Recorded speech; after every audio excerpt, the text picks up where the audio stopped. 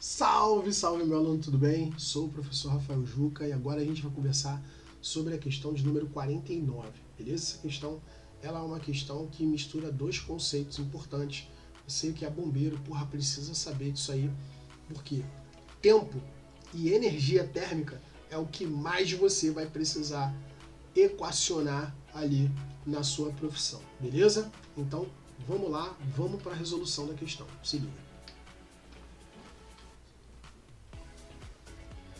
Com o intuito de verificar a relação entre temperatura e período de um pêndulo de aço, foram realizadas 3 simulações em um laboratório de termodinâmica. A cada simulação, a temperatura θ do ambiente foi modificada. Então você tem θ1, ou seja, a temperatura do ambiente começou menos 10 graus Celsius, depois 20 graus Celsius, depois 50 graus Celsius.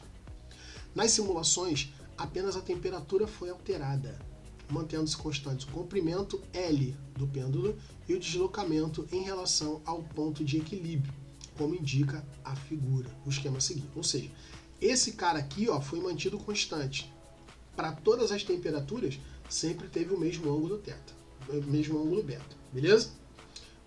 Aí beleza, vamos lá. Após o equilíbrio térmico, nas temperaturas T1, T2 e T3, foram medidos os respectivos períodos, T1, T2 e T3. A relação entre os períodos está descrita em... Vamos lá, primeira coisa que eu tenho que te falar aqui, o que é período? Período nada mais é do que o tempo necessário para completar um ciclo, uma oscilação, uma volta. Ou seja, tudo que tem período tem repetição, tranquilo? Então, o período desse pêndulo é qual? Ele sai daqui, ele vem até aqui, depois ele volta para cá. Então, o tempo necessário para que isso tudo aconteça é o que a gente chama de período, tranquilo? Então, vou botar aqui, ó, tempo necessário para completar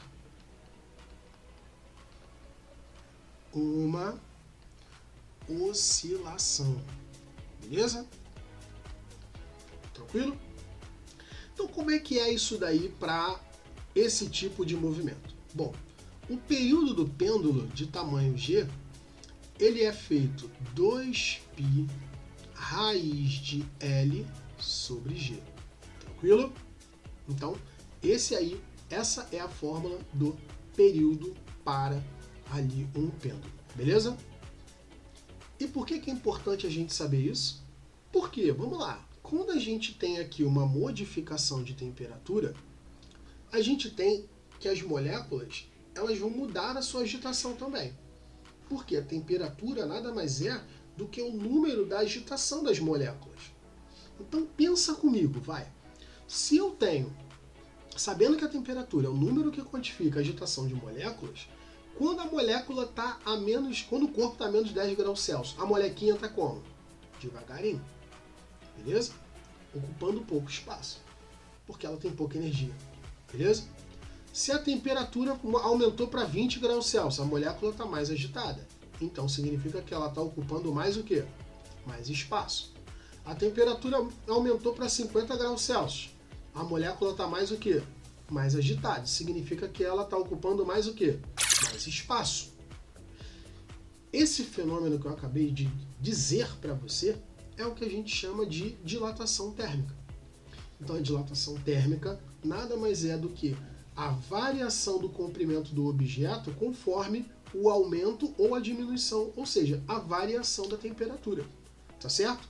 Então você pense comigo, quando a temperatura aqui era menos 10, beleza? Menos 10.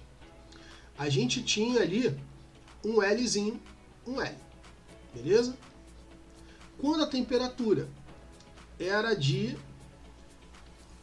20 graus Celsius, as moléculas mais agitadas, ou seja, elas estão ocupando mais espaço, então o objeto cresceu, então o L roxo é maior que o L verde, tranquilo? Agora, Vamos pensar agora quando a temperatura for 50. Quando a temperatura for de 50 aqui, ó, em azul. A temperatura é 50, a molécula está mais agitada. Então o corpo vai ter um comprimento maior que o L roxo, inclusive. Beleza até aqui? Excelente. Agora vamos pegar essa relação entre os L's verde, L roxo e L azul e vamos jogar ali, ó. L roxo é o L2, né? O L verde é o L3 e vamos jogar ali as informações do L verde, que é o L1 aqui, para a fórmula. Quanto maior o período, quanto maior o comprimento, melhor dizendo, maior também será o período. Isso significa que o período do 3 é maior que o período do 2, que é maior que o período do 1. Por quê? Porque o comprimento, se o comprimento aumenta, é só pensar, essa bolinha aqui vai estar mais aqui embaixo. Se ela está mais embaixo, ela vai percorrer uma distância maior, tá certo? Então isso é importante você saber. E o gabarito disso aqui está na letra C de chute, beleza? Então, saibam que essa relação aí, reparem, não teve uma conta, você tinha que saber a fórmula, saber o que é o fenômeno e verificar relações diretas e inversamente proporcional. Tranquilo? Então é isso, queridos. Valeu, valeu. Um abraço. Até a próxima. Tchau, tchau.